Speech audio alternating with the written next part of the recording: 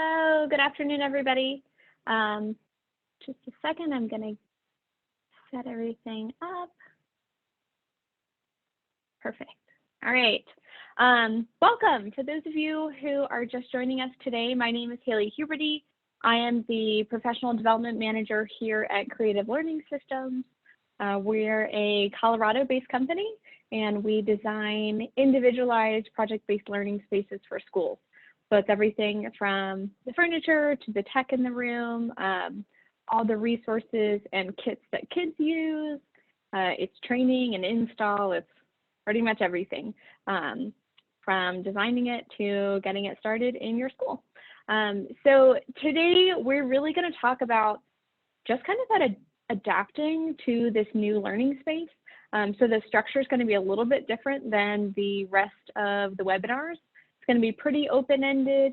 I have a couple things to chat through, but then I really want you guys to share a little bit about your experiences, whether that's how your district plans to set up digital learning, or if you've already started, what's worked really well, or what challenges you're experiencing. So definitely we're going to be high on participant involvement today, because I want to hear from you guys. I have Kath Rathbone on with us as well as a panelist. She is one of our Smart Lab teachers. Smart Lab is what we call our learning spaces. She has started digital learning with her students, so she can also share some of her expertise. But I wanted to start off by saying, when I was teaching, my district adopted a new writing and reading program, and we had this really long PD. And probably one of the best things that happened in that PD was the person running it stood up and said, teaching feels like a high stakes island. You're kind of stuck here by yourself in some way because it's you and your students. And it feels like if you take a step off of that island, there's a shark waiting for you. It can be kind of scary to take risks because you know that it's going to impact your students. And you want to give them the best experience possible. And so trying new things, you got to kind of set up this low stakes island for you where you can try it and it may not work the first time, and that's okay. And as you transition to digital learning, you're going to do a lot of trial and error.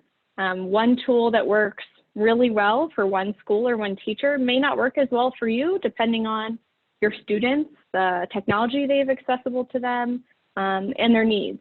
So, you got to be kind to yourself in that this is a big adjustment. And it's also a big adjustment for your students. They are losing a lot of the supports that they've been used to when it comes to learning. And their home environment is going to be very different across your classroom. Some may have a parent who will sit next to them and help them through their work, and some may have a parent who's working all day. And maybe they're a first responder, or their job can still function. So knowing that, and that your kids will also have to adjust to this new environment, and that it'll be a process, is really important, because you're not going to see the same results that you may have seen in your classroom as they adjust to the new technology, the new resources, the way you're structuring it. But I definitely recommend the more that you can touch base with your students, the better it's going to be, because you're going to see where those gaps are and where the extra needs are to make sure that they are successful, and just to help be an emotional support for them. It's going to be totally different, and for some of them it may be kind of scary and overwhelming. So the more that you can chat with them and reassure them that we're all adjusting, the better it is. There's a lot of really good articles out there with some recommendations for helping you adjust. When I follow up with an email, I'll share a couple of those. ISTE has some really good recommendations. And so I'll pull those together for you guys. But really what I'd like to do is open it up and hear from you guys. Even if it's just, this is what my school is planning to do. If you have questions, things that are working and not working, we're just going to have a discussion. So you can raise your hand in the kind of control panel. You can also send something through the chat, but both of those are ways that you can participate, and I'd love to hear from you guys.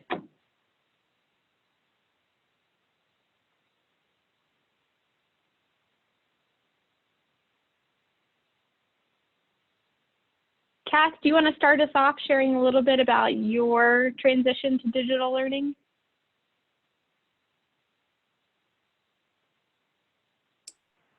Okay. I can't start my video. Okay. I'm Kath Rathbone, and I'm in Fayetteville, North Carolina, and we went digital last week. The good thing about the Smart Lab and everything that CLS does is that so much of it is available online already.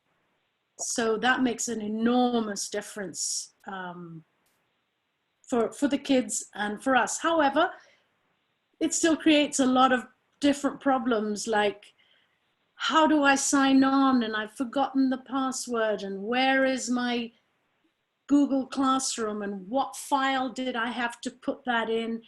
And so I think what we need to do, what I found I needed to do, was kind of go back to the beginning again and just take all the pressure off them, which then takes all the pressure off me, because there's so much pressure on everybody anyway.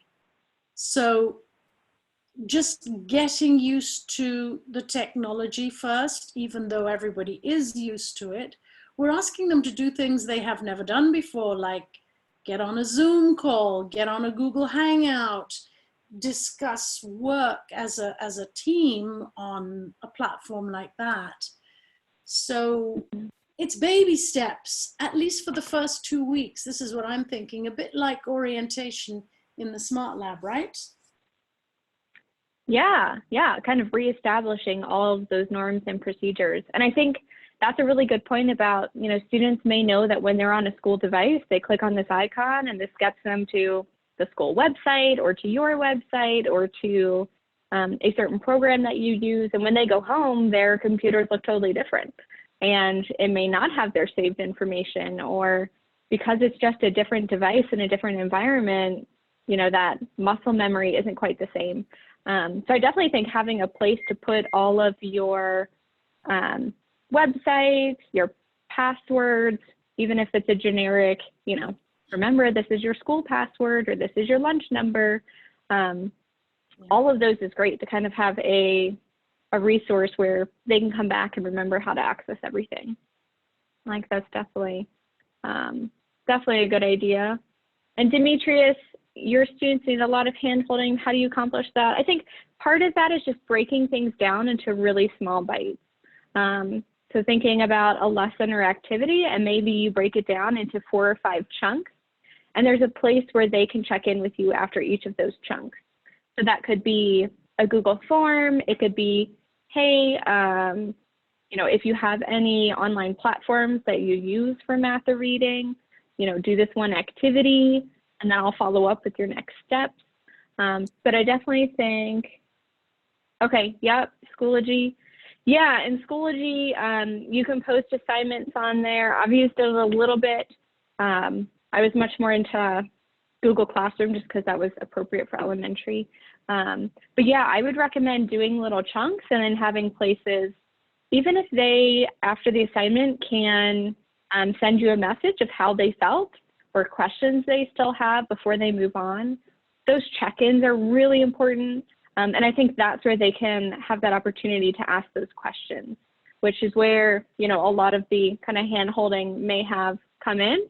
And again, just really breaking down the instructions and not assuming they remember how to find anything or go to anything. So just a reminder of all those steps.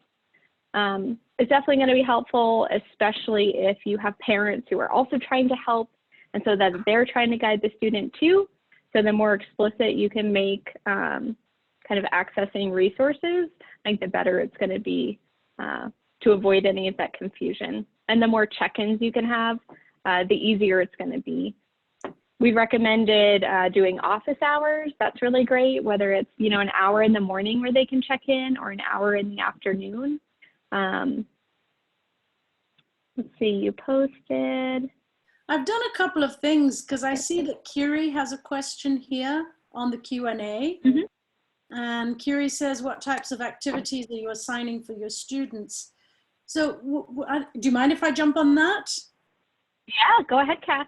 Okay.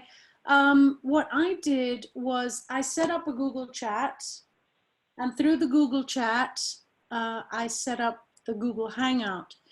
And I had prepared a seven slide presentation in my Google account, in my Google Drive, and I gave them all permission to edit it. And so when we were on the Google Hangout, I got everyone to open their Google slide, and we were just silly. Everybody was typing at the same time. Everybody was going, oh, so-and-so is this and that. I teach high school. So they were all being very smart alecky. And you know what? It completely broke the pressure, the fear, the panic. I'm getting texts and emails from parents saying, thank you so much. You know, they really enjoy getting together, even if you call them, you know, and your Google Hangout lasts 20 minutes, whatever. Mm-hmm. Show them you care. This is much more important than trying to shove any kind of learning down their throats right now. I think the element of fear is so rampant and so out of control that it's a place where we can restore some calm and some normalcy. But there's lots more questions, so I'll stop now. Yeah, definitely. Well, and I think this Verda's question is probably for you. Are you having students still work in teams? For me? Mm-hmm. Okay. Verda, what I chose to do was I chose to put both I have a STEAM 1, well, I have various kids in different classes, but for the most part, they're STEAM 1 or STEAM 2. So I've put them all either in STEAM 1 or STEAM 2 as a whole group, not partners anymore.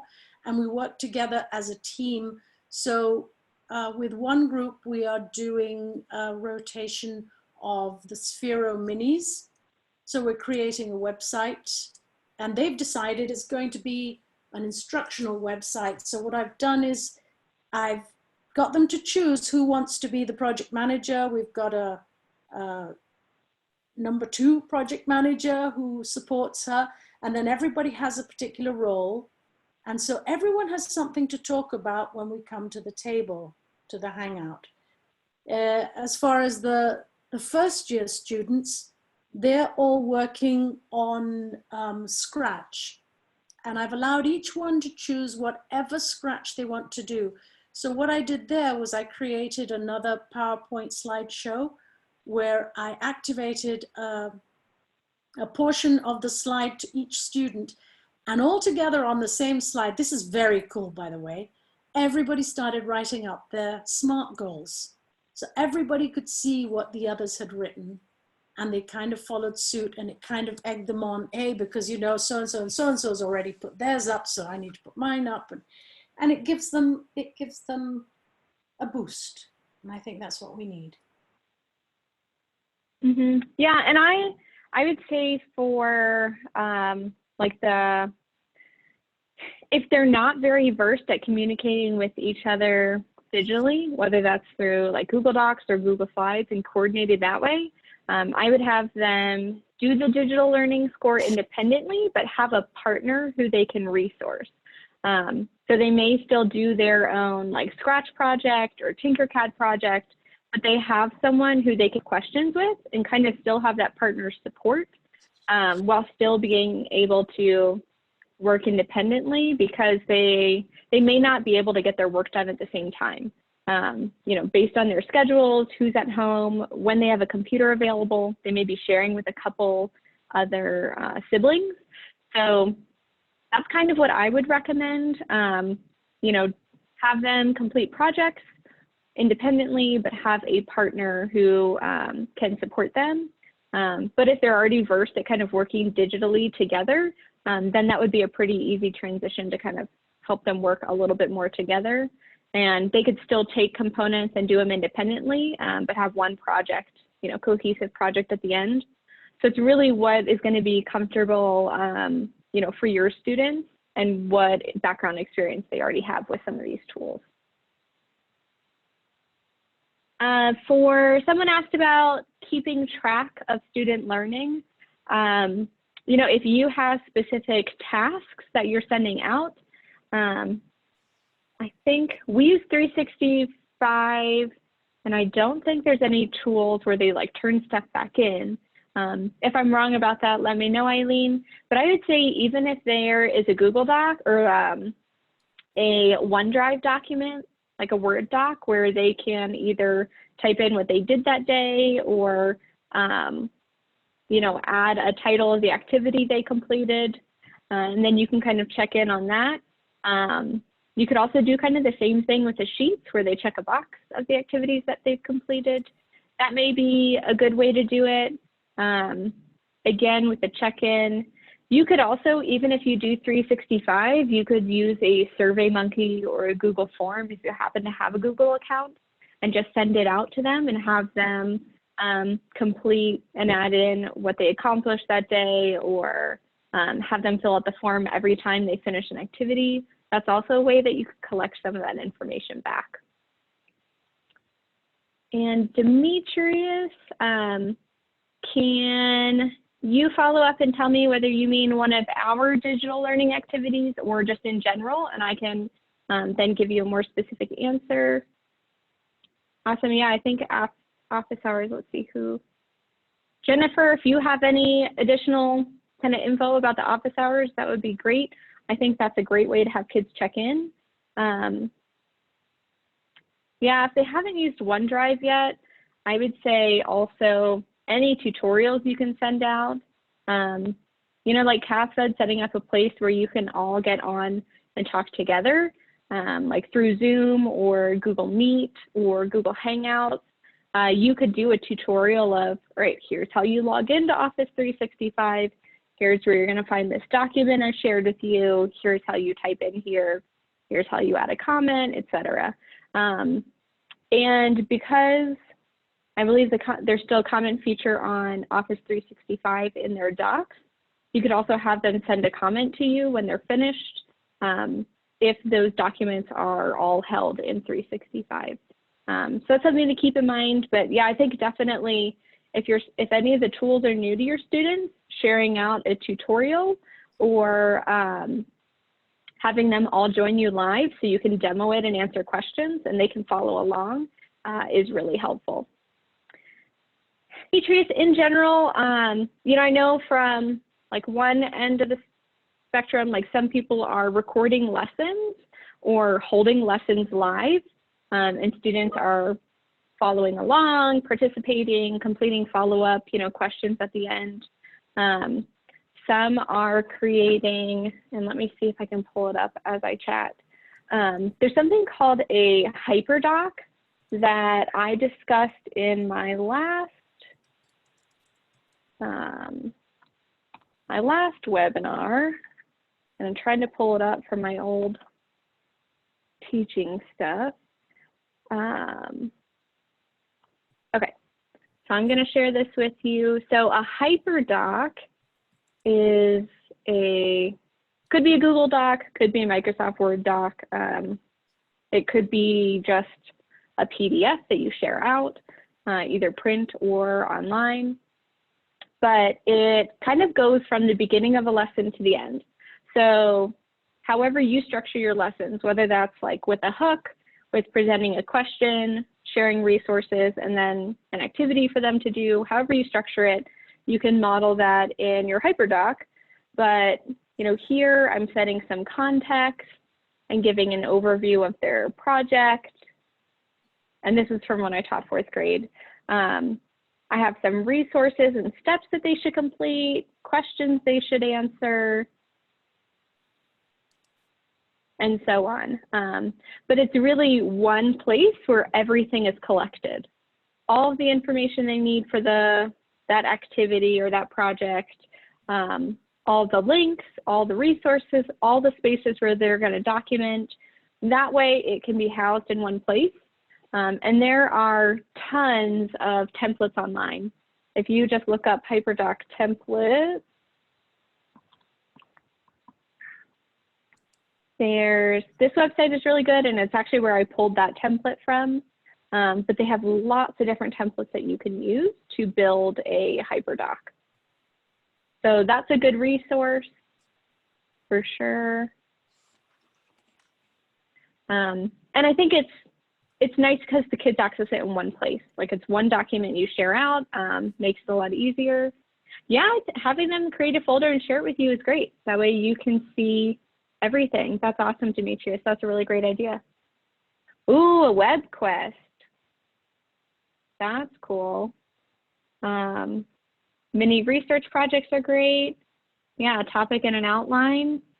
Because then they have so much creativity to complete it in whatever way is, you know, meaningful, or whatever resources they're comfortable with or have accessible. I think that's great. Okay, and Jennifer said 2 hours during the day consistently. Yeah, oh, and having a partner at opposite times is great. So your kids have a little bit more time to access somebody. And then having email. Yeah, if you guys have any kind of like chat platform that they can use, that's also great. And one that they can also have peers answer may also be a good idea to set up so that, you know, if you don't get to it in the next like 2 minutes, but a peer sees it and they can answer that question, then the kids can keep moving forward and helping each other.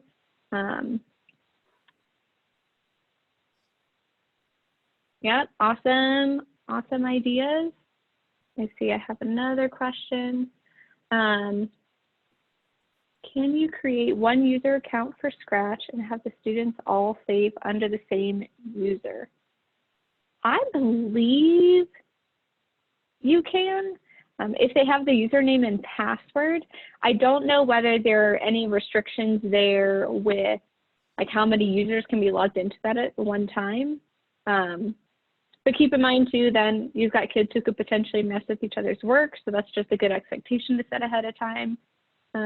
I've heard about teachers using the same Tinkercad account. I haven't for Scratch, but you definitely, it's likely that you can use one account and have kids create in one. You'll just have to share that out with them.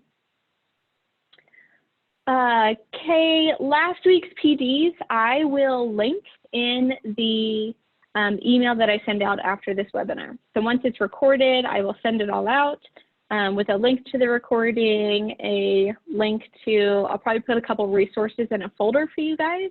And I'll share the links to all of last week's PDs and the folders where the recordings and resources are. So that'll be there.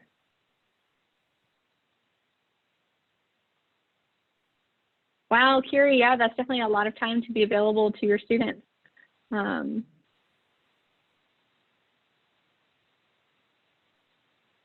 Awesome, okay. So Kay, that's good information to go through CS first. And then Kath, it looks like there's a question for you about Sphero Minis. Do your students have those at home or is the work online? Oh, right. The Sphero Minis, actually what I did was, it was just fortuitous, but on Monday I received some Spheros that I'd ordered from a parent donation, and I packaged them up with a bag full of random goodies and made up a contract for the kids to sign, and they came and picked them up on Monday and each one took one home, which was fantastic. So, you know, as a calming activity, it was really interesting because they had to unpackage everything, but remembering that it wasn't theirs to rip and tear and, you know, just kind of whatever. So it set up some processes right from the very start. So that was lucky in that respect. So, but I mean, I think you could do it with almost anything. And I am just being a team player along with them. So I'm giving them more and more of the responsibility of managing the project. And I mean, because sometimes we have to be on a panel, don't we? Where our boss is just one of the panelists and we are actually the leader. So it can be awkward and we just have to sort of break the ice and help them understand that it's okay. Yep, definitely. A new learning experience for everybody, for sure. Yeah, everything is new. So we're creating the website on Google Sites. So we have chosen a couple of webmasters for that. So they are requiring and requesting work, and it's all becomes very hands-on from far away. Yeah, which, with high schoolers, I think it's a lot easier for them to kind of delegate work. With your younger kids, you could set up roles and have kids choose. And then either, if it's a collaborative project, set up assignments for each of those roles and the kids determine, or set up a list of kind of tasks and have the kids pick and choose what they either want or feel like they have the skills to best accomplish. Those are other ways that you could encourage collaboration and still have those collaborative projects. Yep, code.org has some really good resources. It does. I'm sorry, I thought you were. Yeah, go ahead, Kat. I was going to say, just to continue with the question about the Sphero minis. It doesn't have to be Sphero minis. I'm sure, if not all the kids, a lot of the kids might have some sort of device at home, or some sort of robotic something, or some sort of toy that other kids don't have, and you can create this stage of inquiry where one child may have never seen that toy before, or that game, or that robot, or ask them questions. They have to exchange pictures. They have to explain how it works. So there's lots of opportunity for real life learning here, guys, and it doesn't have to follow that format that we have in the classroom. And I think that's a little bit what we're used to, that we're in the classroom, we have to follow this. This is the plan we made, we have to stick to the plan. Today is a day where we don't stick to the plan. The governor of North Carolina just told us schools will be closed till May 15th. So right now we know we are not going back to school almost for certain. So this is school now. We need to take a deep breath. We need to love those kids more than ever, because they are frightened, no matter how small, how big. They're lonely, they miss their peers, they miss their friends, and most of all, I think they miss their routine.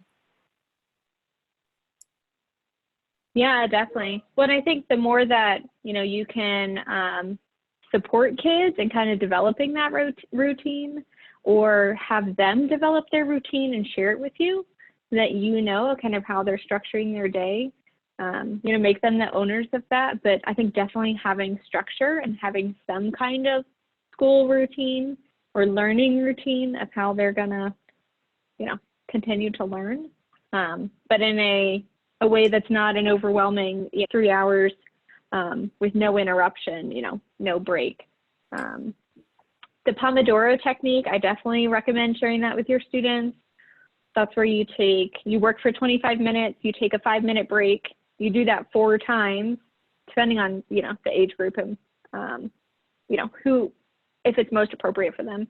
And then you take a long break, that's like 15 or 20 minutes, I think.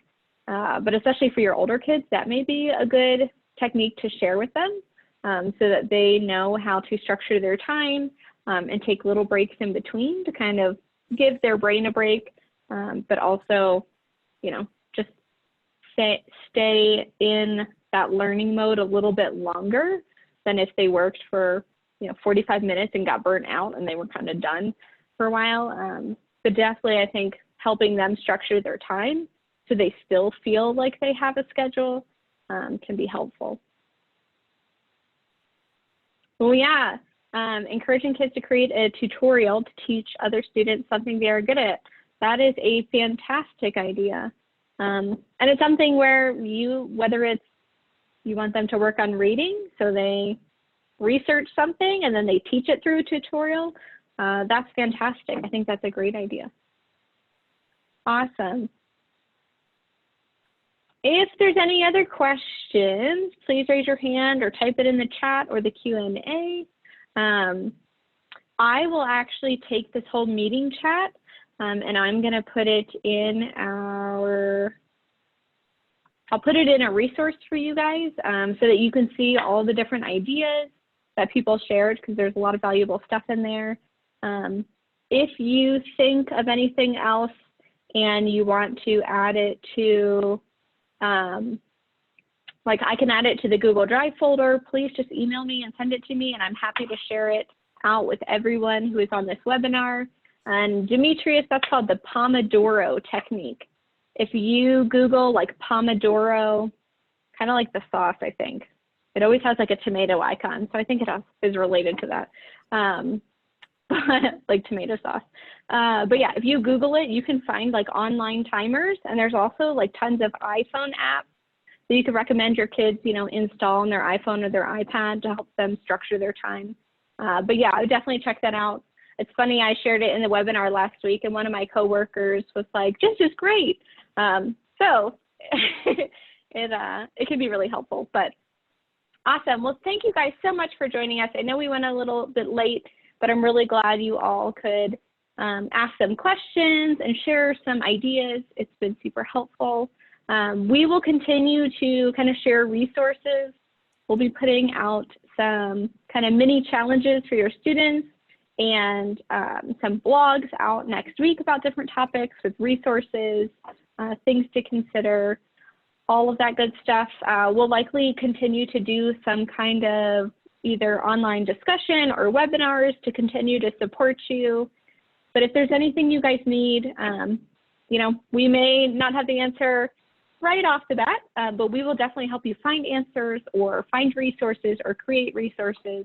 But we're here for you to help, and we just want you guys to know that. So if there's anything you need, please don't hesitate to reach out to us. And yeah, I'll follow up with that email so that you guys have those resources. With you again for joining us, and hopefully we'll hear from you soon. Thank you, Haley. Thank you. Thanks, Kath, for helping.